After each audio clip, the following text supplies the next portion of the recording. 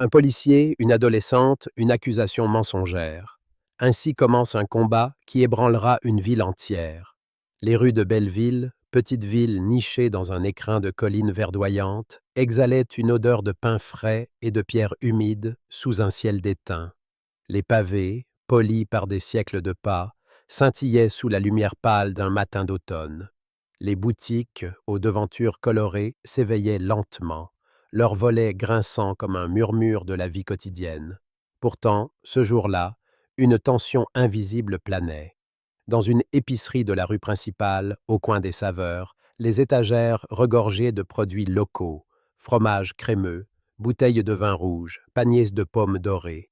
Sophie Diallo, 17 ans, se tenait près du comptoir, un sac en toile à la main. Ses cheveux tressés formaient une couronne soignée, et ses yeux sombres, vifs, scrutaient les étiquettes avec attention. Elle choisit une boîte de biscuits, pailla avec un billet froissé et glissa le reçu dans sa poche. Un geste anodin, mais ce geste allait changer sa vie.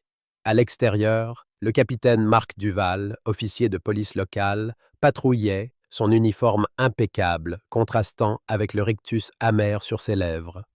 Marc, la quarantaine, les cheveux coupés ras, portait son autorité comme une armure. Belleville, pour lui, était un bastion à protéger, un lieu où l'ordre devait régner. Mais son ordre avait des ombres. Il nourrissait une méfiance profonde envers ceux qu'il jugeait différents, ceux dont la peau, le nom ou l'histoire ne correspondaient pas à son idée de la France. Sophie, avec son nom africain et sa présence assurée, était une cible idéale. Marc l'avait remarqué dès son entrée dans l'épicerie, ses yeux plissés suivant chacun de ses gestes. Il attendait, il cherchait, et il trouva, ou plutôt, il inventa. Sophie quitta le magasin, son sac à l'épaule, ignorant le regard pesant de Marc. Elle traversa la rue, ses baskets frappant les pavés avec un rythme léger. Elle pensait à ses devoirs, à un exposé sur le code pénal qu'elle préparait pour son club de débat. Sophie était une prodige, une adolescente capable de réciter des articles de loi avec une précision qui impressionnait ses professeurs. Mais ce jour-là, son savoir ne suffisait pas à la protéger. Marc s'approcha, rapide, son ombre s'étendant sur les pavés comme un nuage noir. « Toi, arrête-toi !» cria-t-il, sa voix tranchante.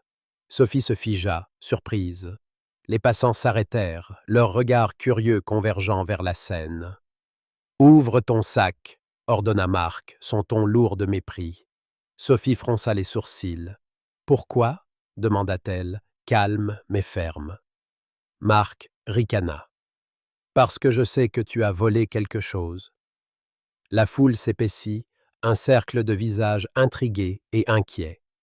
Sophie, le cœur battant, ouvrit son sac. Elle en sortit la boîte de biscuits et le reçut, qu'elle tendit à Marc. « J'ai payé, » dit-elle, sa voix claire sans trembler. Marc saisit le reçu, le parcourut d'un regard dédaigneux, puis le froissa. « Ça ne prouve rien, » lança-t-il. Il plongea la main dans son sac, en sortit un bracelet en argent, un article qu'il avait glissé là, un piège grossier mais efficace. « Et ça, c'est quoi ?» Sophie écarquilla les yeux, incrédule. « Ce n'est pas à moi, » protesta-t-elle. Mais Marc, un sourire cruel aux lèvres, la saisit par le bras. « Tu viens avec moi. » Les menottes claquèrent autour de ses poignets, froides, humiliantes. La foule murmura, certains indignés, d'autres silencieux, mal à l'aise. Lucas Garnier, journaliste au journal de Belleville, était là, un carnet à la main. Ses lunettes rondes glissaient sur son nez, et ses cheveux en bataille trahissaient une nuit passée à écrire. Il avait prévu de couvrir une foire locale, mais ce qu'il voyait changeait tout. Sophie, menottée, les épaules droites, défiant Marc du regard. Marc, arrogant, sûr de son pouvoir. Lucas sentit une colère monter en lui.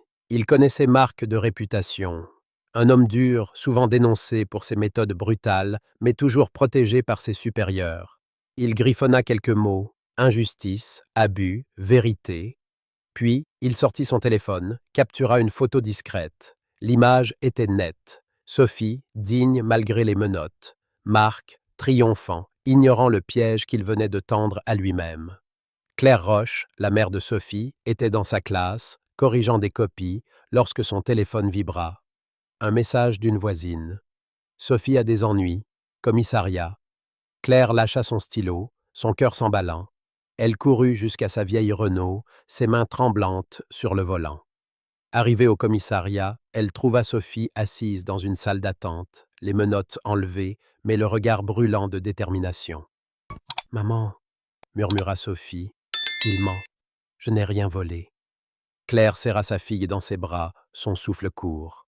« Je te crois, ma chérie. » Elle connaissait les regards que sa fille affrontait depuis toujours, les murmures à l'école, les jugements hâtifs. Mais elle savait aussi que Sophie était différente. Elle était une combattante. L'inspecteur Paul Vasseur, collègue de Marc, observait la scène depuis un coin de la salle. Trapu, le visage marqué par des années de service, Paul était fidèle à Marc, un ami de longue date. Mais ce jour-là, un doute s'insinua. Il avait vu Marc agir avec empressement, trop sûr de lui. « Tu es sûr de ton coup ?» demanda-t-il à voix basse. Marc haussa les épaules. « Elle est coupable. Point. » Paul hocha la tête, mais son regard s'attarda sur Sophie. Il avait entendu parler d'elle, une élève brillante, une fille qui rêvait de devenir avocate. Il se demanda, l'espace d'un instant, si Marc n'était pas allé trop loin. Sophie, libérée sous caution grâce à l'intervention de Claire, rentra chez elle, son esprit en ébullition. Elle s'assit à son bureau, ouvrit son ordinateur et commença à taper. Elle connaissait ses droits. L'article 432-4 du Code pénal sur l'abus d'autorité lui vint à l'esprit.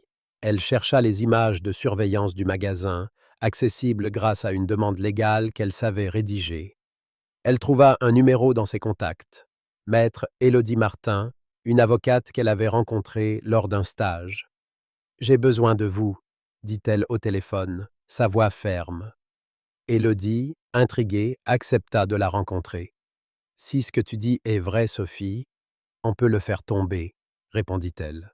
Lucas, de son côté, ne perdait pas de temps. Il retourna à l'épicerie, interrogea l'employé, un jeune homme nerveux nommé Thomas. « Elle n'a rien pris, » murmura Thomas, les yeux baissés. « Mais Duval, il m'a dit de ne rien dire. » Lucas sentit son pouls s'accélérer. Il avait une piste. Il écrivit un premier article, prudent mais incisif, intitulé « Une adolescente accusée à tort ». Il savait que publier trop tôt pouvait compromettre l'affaire, mais il voulait alerter Belleville. La ville devait savoir. Le soir tombait, enveloppant Belleville d'un voile de brume. Sophie, assise à sa fenêtre, regardait les lumières des réverbères scintiller sur les pavés. Elle pensait à Marc, à son arrogance, à son mépris. Elle pensa à sa mère, à son courage, à son père, Karim, qu'elle n'avait pas vu depuis des mois, mais qu'elle savait prêt à la défendre. Elle serra son carnet contre elle, ses notes comme une arme. Elle n'était pas une victime, elle était une guerrière. Et Marc Duval, sans le savoir, venait de déclencher une tempête qu'il ne pourrait arrêter. Dans son appartement, Marc alluma une cigarette, son regard perdu dans la fumée. Il se sentait intouchable. Il avait déjà fait taire des voix, classé des plaintes, imposé sa loi. Sophie n'était qu'une gamine, pensait-il. Mais au fond de lui, une ombre de doute s'insinuait. Il repensait à son regard, à sa voix, à cette assurance qui l'avait déstabilisé. Il écrasa sa cigarette, déterminé à ne pas fléchir. Belleville était son territoire, et il ne laisserait personne, surtout pas une adolescente, le défier. Claire, dans la cuisine, préparait un dîner simple. Une soupe de légumes, un rituel pour apaiser les tensions. Elle regardait Sophie, absorbée par ses notes, et sentait une fierté mêlée d'angoisse. « Tu vas y arriver », murmura-t-elle. Sophie leva les yeux, un sourire discret sur les lèvres. « Je sais, maman. » À l'épicerie, Thomas, seul derrière le comptoir, fixait le reçu que Sophie avait laissé. Il savait la vérité. Il savait que Marc avait menti, et pour la première fois, il envisagea de parler. Belleville, sous son apparence paisible, bouillonnait. Les murmures s'amplifiaient, les regards se croisaient, lourds de questions. Sophie, Lucas, Claire, Élodie, une alliance se formait, discrète mais puissante. Marc, dans son arrogance, ignorait qu'il avait réveillé une force qu'il ne pouvait contrôler. La vérité, comme un éclat dans l'obscurité, commençait à percer. La pluie s'était installée sur Belleville, une bruine fine et obstinée qui semblait murmurer des secrets sur les pavés luisants. Les ruelles, bordées de maisons aux volets pastels, s'animaient sous les parapluies colorés des passants, mais une tension sourde pesait sur la ville. Dans les bureaux du journal de Belleville, Lucas Garnier, les lunettes embuées par l'humidité, tapait frénétiquement sur son clavier, ses doigts cherchant à capturer une vérité qui lui échappait encore. La photo qu'il avait prise, Sophie Diallo, menottée, défiant le capitaine Marc Duval du regard, brûlait son écran comme une accusation silencieuse. Lucas, à peine 30 ans, les cheveux en bataille et le regard vif, savait qu'il tenait une histoire explosive. Mais il voulait plus qu'un scoop. Il voulait déterrer les racines de l'injustice qui avait frappé Sophie, une adolescente de 17 ans, prodige du droit, accusée à tort de vol par un policier rongé par ses préjugés. Chaque mot qu'il écrivait était un pas vers la lumière, un pas vers la vérité. Dans un appartement modeste, à la lisière de Belleville, Sophie était penchée sur une table encombrée de manuels de droit, de carnets noircis et de tasses de thé oubliées. Ses tresses, soigneusement nouées, encadraient un visage où la fatigue se mêlait à une détermination farouche. Ses yeux sombres parcouraient les articles du Code pénal, ses doigts soulignant des passages clés. Elle avait analysé l'accusation de Marc Duval avec une précision chirurgicale. Le reçu du magasin qu'elle avait conservé prouvait son innocence. Les images de la caméra de surveillance, obtenues grâce à une demande légale qu'elle avait rédigée seule, montraient Marc glissant un bracelet dans son sac, un geste calculé pour l'incriminer. Sophie savait ce que cela signifiait. Ce n'était pas une erreur, c'était un piège. Et ce piège portait la marque d'une haine qu'elle connaissait trop bien, celle qui voyait en elle non une adolescente brillante, mais une étrangère, une menace. Claire Roche, sa mère, entra dans la pièce, un plateau de biscuits et une théière fumante à la main. Ses cheveux grisonnants, relevés en un chignon lâche, encadraient un visage marqué par l'inquiétude. Institutrice à la retraite, Claire avait élevé Sophie dans la fierté et la résilience, lui enseignant que le savoir était une arme. « Tu travailles trop, ma chérie », murmura-t-elle, posant le plateau sur la table. Sophie leva les yeux, un sourire discret aux lèvres. « Maman, si je m'arrête, il gagne. » Claire soupira, son cœur serré. Elle savait que sa fille était exceptionnelle, mais elle craignait le poids de cette bataille. « Tu n'es pas seule, » dit-elle, sa voix douce mais ferme. Sophie hocha la tête, touchée. Elle pensait à sa mère, à son courage, à son père, Karim, qu'elle n'avait pas vu depuis des mois, mais qu'elle savait prêt à tout pour elle. La sonnette retentit, brisant le silence. Maître Élodie Martin, une avocate d'une trentaine d'années, entra, son imperméable goûtant sur le parquet. Ses lunettes, sa monture fine et son chignon strict lui donnaient un air d'autorité, mais son sourire était chaleureux. Élodie avait entendu parler de Sophie par un collègue, impressionné par son talent lors d'un concours de plaidoirie. « Tu as du cran, Sophie, » dit-elle en s'asseyant, « mais Duval est un adversaire redoutable. Il a des appuis et il ne jouera pas fair-play. » Sophie posa son stylo, son regard déterminé. « Je sais, mais il a fait une erreur en me sous-estimant. » Élodie esquissa un sourire. Elle reconnaissait dans Sophie une flamme rare, celle d'une combattante née. Ensemble, elles commencèrent à construire un dossier, disséquant chaque détail de l'accusation, préparant une contre-attaque légale qui ferait trembler Marc. Au commissariat, Marc Duval était assis dans son bureau, un espace exigu, encombré de dossiers poussiéreux et d'une odeur de café froid. Suspendu temporairement, il bouillonnait. Pour lui, Sophie n'était qu'une gamine arrogante, une intruse qui osait défier son autorité.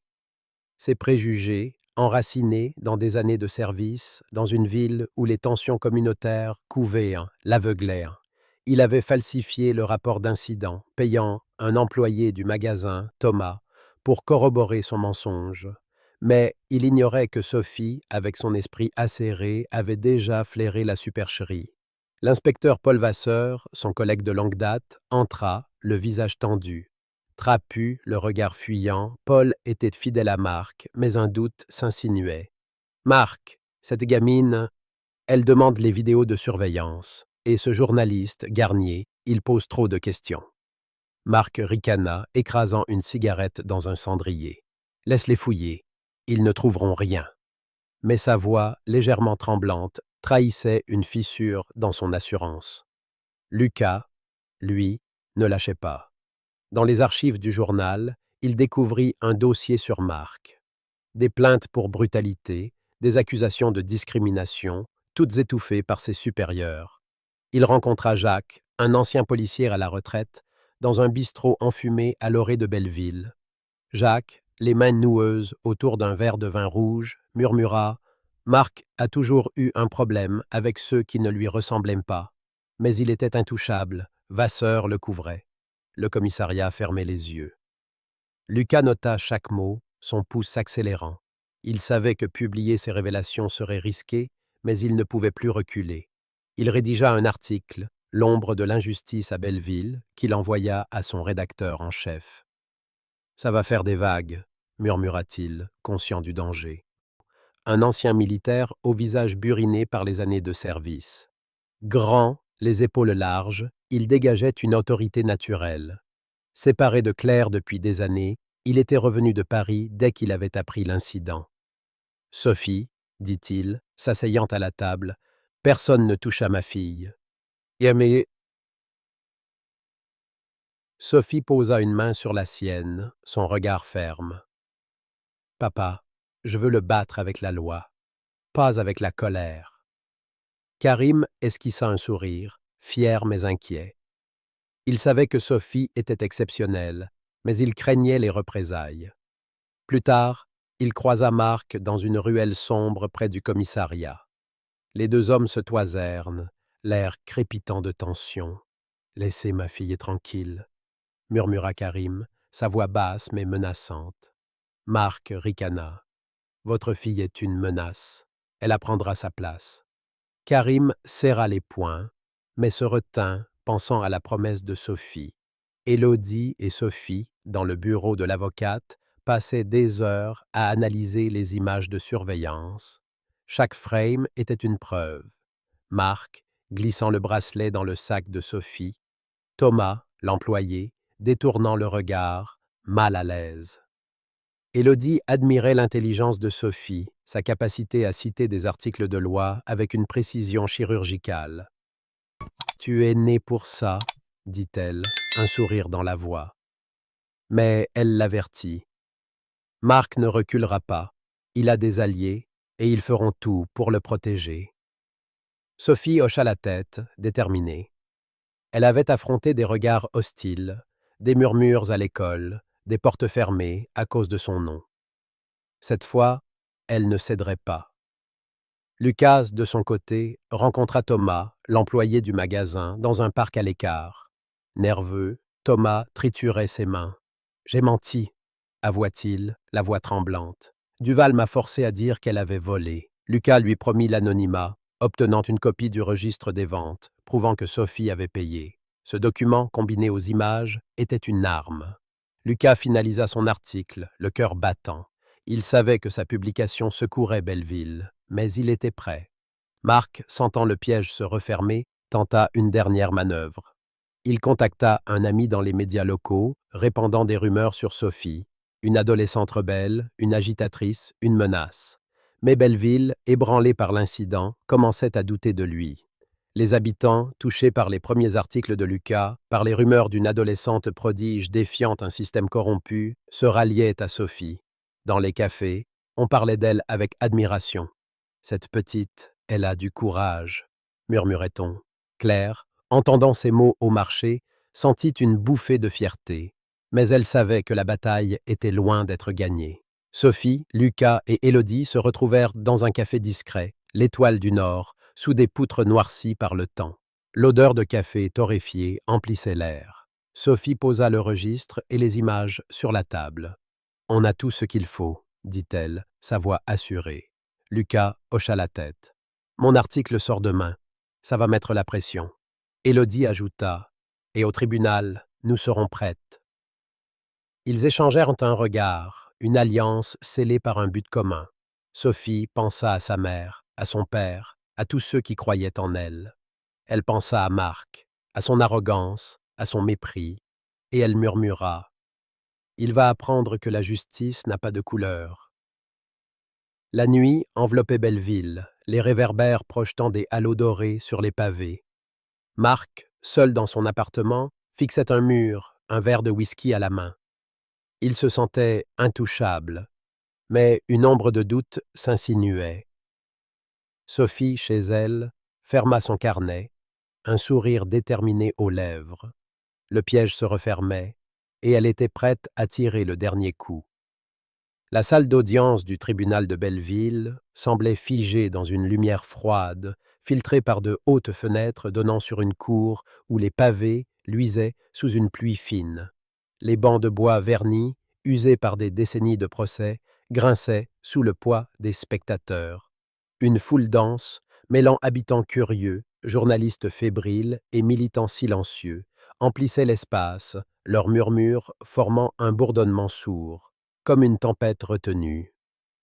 Au centre, Marc Duval se tenait debout, son costume gris mal ajusté contrastant avec l'uniforme qu'il portait autrefois avec arrogance. Ses yeux, autrefois pleins de défis, étaient cernés, son visage marqué par des nuits sans sommeil.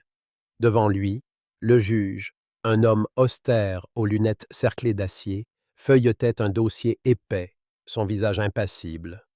À la table de l'accusation, Sophie Diallo, 17 ans, prodige du droit, se tenait droite, ses tresses impeccables encadrant un regard d'acier. À ses côtés, maître Élodie Martin, son avocate, alignait ses notes avec une précision chirurgicale. Lucas Garnier, le journaliste, était assis au premier rang, son carnet à la main, prêt à capturer chaque mot. L'incident de l'épicerie, Marc accusant Sophie de vol, glissant un bracelet dans son sac, avait secoué Belleville. Aujourd'hui, la ville attendait un verdict. L'atmosphère était électrique. Dehors, sous la pluie, des pancartes s'agitaient. « Justice pour Sophie !» criaient certaines. « Duval protège Belleville !» rétorquaient d'autres. La communauté était divisée, déchirée entre ceux qui voyaient en Marc un gardien de l'ordre et ceux qui le considéraient comme un symbole d'injustice. Dans les cafés, les conversations s'enflammaient. « C'est une gamine. Elle a dû faire quelque chose », marmonnaient certains. « Non, c'est Duval qui abuse de son pouvoir », répondaient d'autres, la voix tremblante d'indignation. Sophie, au centre de cette tempête, restait calme. Elle avait passé des semaines à préparer ce moment, disséquant chaque détail de l'accusation, construisant un dossier avec Élodie. Lucas, de son côté, avait publié une série d'articles dans le journal de Belleville, révélant les antécédents de Marc, plainte pour brutalité, accusation de discrimination, toutes étouffées par ses supérieurs. Sa photo, Sophie menottée, défiant Marc du regard, était devenue virale, un symbole d'une jeunesse refusant de plier. Ce procès n'était pas seulement celui d'un homme, c'était celui d'une ville, d'un système, d'une société confrontée à ses propres ombres. Élodie se leva, son tailleur bleu marine soulignant sa silhouette élancée. Sa voix, claire et tranchante, résonna dans la salle. « Mesdames et messieurs, ce que nous jugeons aujourd'hui n'est pas un simple vol, c'est un abus de pouvoir, une tentative délibérée de briser une jeune femme à cause de sa couleur, de son nom, de son audace. » Elle brandit les images de surveillance, projetées sur un écran. Chaque frame était une accusation. Marc, glissant le bracelet dans le sac de Sophie. Thomas, l'employé, détournant le regard, complice malgré lui. Élodie présenta le reçu, prouvant l'achat de Sophie et le témoignage de Thomas, qui avait fini par avouer sous la pression de sa conscience. « Le capitaine Duval n'a pas fait une erreur », poursuivit Élodie. « Il a menti, il a manipulé, il a voulu détruire. » La salle retint son souffle. Sophie, assise à ses côtés, gardait les yeux fixés sur le juge, son cœur battant à un rythme régulier. Marc, appelé à la barre, se leva avec raideur. Son avocat, un homme nerveux aux lunettes épaisses, tenta de le défendre, invoquant le stress, un malentendu, la pression d'une foule agitée. Mais Marc, contre l'avis de son conseil, prit la parole. J'ai agi pour protéger Belleville, lança-t-il, sa voix rauque, tremblante de colère contenue. Cette fille, elle représente tout ce qui va mal, elle n'a pas sa place ici. Un murmure choqué parcourut la salle. Le juge frappa son marteau, exigeant le silence. Sophie, immobile, sentit une chaleur monter en elle. Elle connaissait ses mots, ses regards. Elle les avait affrontés toute sa vie. Mais aujourd'hui, elle n'était pas seule. Elle avait Élodie, Lucas, sa mère Claire, son père Karim. Elle avait la vérité. Claire Roche, appelée à témoigner, s'avança, un châle gris sur les épaules. Ses cheveux grisonnants, noués en un chignon lâche, encadraient un visage marqué par l'inquiétude, mais illuminé par la fierté. « Ma fille n'est pas une voleuse, » déclara-t-elle, sa voix tremblante mais ferme. « Elle est brillante, courageuse, honnête. Elle rêve de justice, et c'est pour cela qu'on veut la faire taire. » Elle se tourna vers Marc, ses yeux brûlants d'une colère contenue. « Vous avez voulu briser son avenir, mais vous ne connaissez pas Sophie. » Et un silence lourd suivit. Claire retourna s'asseoir, sa main serrant celle de Sophie, un geste d'amour et de défi. Lucas, griffonnant dans son carnet, nota « Claire, la force d'une mère ». Ces mots, il le savait, toucheraient les lecteurs au cœur. Karim Diallo, le père de Sophie, fut le suivant. Grand, les épaules larges, son visage buriné par des années de service militaire, il s'avança avec une dignité imposante. « J'ai servi ce pays, » dit-il, sa voix grave résonnant dans la salle. « J'ai versé mon sang pour lui, mais pour des hommes comme Duval, je ne serai jamais assez français, et ma fille non plus. » Il fixa Marc, ses yeux perçants. « Vous avez voulu l'humilier, vous avez échoué. » La foule murmura, émue. Sophie sentit une larme couler, qu'elle essuya discrètement. Elle n'avait pas vu son père depuis des mois, mais sa présence, aujourd'hui, était-elle un rempart. Lucas fut appelé à témoigner. Il présenta ses articles, ses recherches, les plaintes contre Marc étouffées par l'inspecteur Paul Vasseur et le commissariat. Il montra des messages anonymes que Marc avait postés sur un forum local, des mots venimeux visant Sophie, découverts grâce à un informaticien engagé par le journal. « Marc Duval n'a pas seulement accusé une innocente, » déclara Lucas, sa voix ferme malgré sa nervosité. « Il a manipulé la vérité pour nourrir ses préjugés. » La salle explosa en murmures. Marc, acculé, baissa les yeux, son assurance vacillant pour la première fois. Paul Vasseur, appelé à la barre, tenta de minimiser. « Marc est un bon officier, » murmura-t-il, évitant les regards. « Il a fait une erreur. » Mais Élodie ne le laissa pas s'échapper. « Une erreur ?» rétorqua-t-elle, brandissant des rapports disciplinaires. « Des années de plaintes ignorées, de témoignages étouffés, c'est une erreur. » Elle présenta des preuves de la complicité de Paul, des courriels échangés avec Marc, ordonnant de classer les plaintes. Paul s'effondra sur son siège, le visage blême. La salle, choquée, murmura de plus belle. Sophie, en écoutant, sentit une bouffée de triomphe. Leur travail, celui d'Élodie, de Lucas, de sa famille, portait ses fruits. Le juge se retira pour délibérer. Les heures s'étirèrent, lourdes dans une salle où chaque tout, chaque froissement de papier semblait amplifié. Dehors, la pluie redoublait, martelant les fenêtres. Sophie échangea un regard avec Élodie, puis avec Lucas. Ils n'avaient pas besoin de parler. Leur alliance, forgée dans l'urgence, était devenue une force. Claire, assise à l'arrière, serrait son châle, les yeux fixés sur sa fille. Karim, à ses côtés, posa une main sur la sienne, un geste rare mais chargé de sens. Thomas, l'employé, était là aussi, dans un coin, le visage rongé par la culpabilité. Il avait parlé, enfin, libérant sa conscience.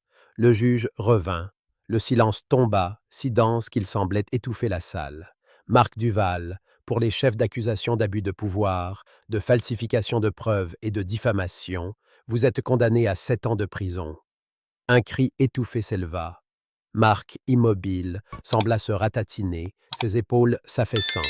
La foule se divisa. Certains applaudirent, hein, d'autres murmurèrent leur désaccord. Sophie, impassible, sentit un poids quitter sa poitrine. Élodie posa une main sur son épaule. « Tu l'as fait, » murmura-t-elle. Lucas, griffonnant, nota. La vérité triomphe.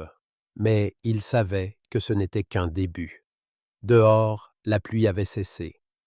Un rayon de soleil perça les nuages, illuminant les pavés humides. Sophie, Élodie, Lucas, Claire et Karim se retrouvèrent sur les marches du tribunal. « C'est fini ?» demanda Sophie, sa voix tremblante. Élodie secoua la tête. « Ce n'est qu'un pas, la justice a parlé, mais les cœurs sont plus lents à changer. » Karim serra sa fille dans ses bras. « Je suis fier de toi, » murmura-t-il. Claire, les larmes aux yeux, hocha la tête.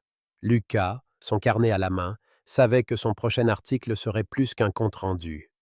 Ce serait un appel, un cri pour que Belleville, et au-delà, affronte ses blessures. La ville reprenait vie, mais une question planait, comme une ombre sur les pavés. La justice avait-elle vraiment triomphé?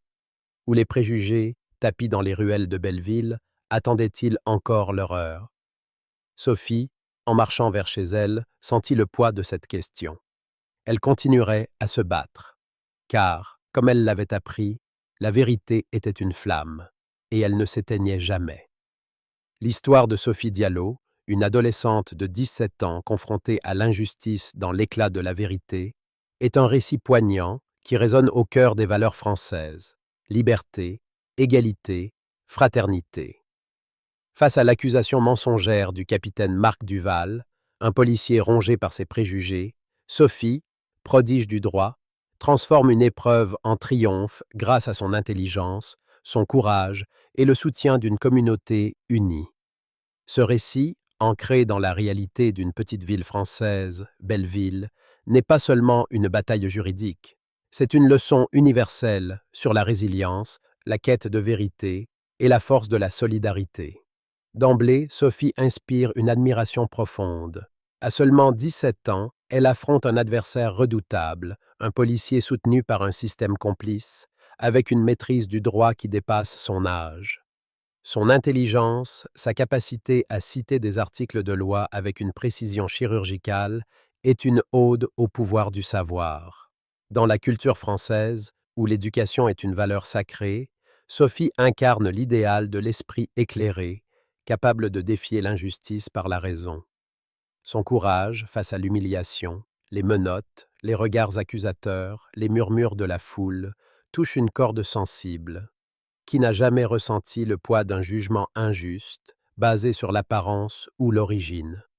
Sophie refuse de se laisser définir par ses préjugés. Elle nous enseigne que, face à l'adversité, l'intelligence et la dignité sont des armes puissantes. Cette leçon s'applique dans nos vies.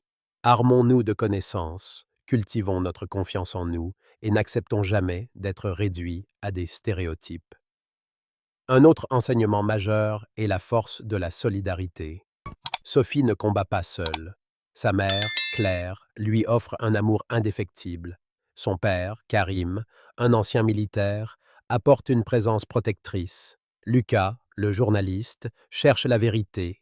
Et Élodie, l'avocate, met son expertise au service de la justice. Ensemble, ils forment une chaîne humaine, un rempart contre l'injustice. Dans la culture française, marquée par des mouvements comme la Résistance ou les manifestations pour l'égalité, la fraternité est une valeur centrale. Ce récit nous rappelle que les grandes victoires naissent de l'union. Dans nos vies, cela signifie tendre la main, écouter, soutenir ceux qui luttent. Que ce soit en défendant un collègue injustement critiqué, en appuyant une cause sociale ou en amplifiant une voix ignorée, la solidarité transforme les combats individuels en triomphes collectifs. La quête de vérité est au cœur de cette histoire. Marc Duval, avec son pouvoir et ses appuis, croit pouvoir manipuler la réalité. Mais Sophie, avec l'aide de Lucas et d'Élodie, prouve que la vérité, même enfouie, finit par éclater. Les images de surveillance, le témoignage de Thomas, les articles de Lucas. Chaque pièce du puzzle révèle l'abus de Marc. Ce combat pour la vérité résonne dans une France où la transparence et la justice sont des piliers républicains. Il nous enseigne que, même face à un système défaillant, la persévérance peut faire tomber les murs du mensonge. Appliquons cela dans nos vies. Ne restons pas silencieux face à l'injustice, que ce soit au travail, dans nos communautés ou dans nos cercles personnels. Un mot, une action, un témoignage peuvent changer la donne. Enfin, l'histoire de Sophie est une célébration de l'estime de soi. Malgré les menottes, les accusations, les regards méprisants, elle reste fidèle à sa valeur. Elle ne se bat pas avec colère, mais avec dignité, incarnant l'idéal français de l'honneur personnel. Dans une société diverse, où les tensions autour de l'identité persistent, Sophie nous rappelle de ne jamais laisser les préjugés d'autrui définir qui nous sommes. Cette leçon est universelle. Cultivons notre confiance, apprenons sans cesse et affrontons les défis avec la tête haute. Que nous soyons étudiants, parents ou citoyens, l'estime de soi nous donne la force de surmonter les obstacles. Si l'histoire de Sophie vous a ému, si son courage vous inspire, agissez dès maintenant. Cliquez sur « J'aime » pour soutenir sa quête de justice. Partagez cette vidéo pour que son message résonne, de Belleville jusqu'aux confins du monde. Abonnez-vous à notre chaîne pour découvrir d'autres récits de héros du quotidien. Et laissez un commentaire. Partagez ce que cette histoire vous évoque, comment elle vous pousse à agir pour un monde plus juste. Ensemble, faisons briller l'éclat de la vérité.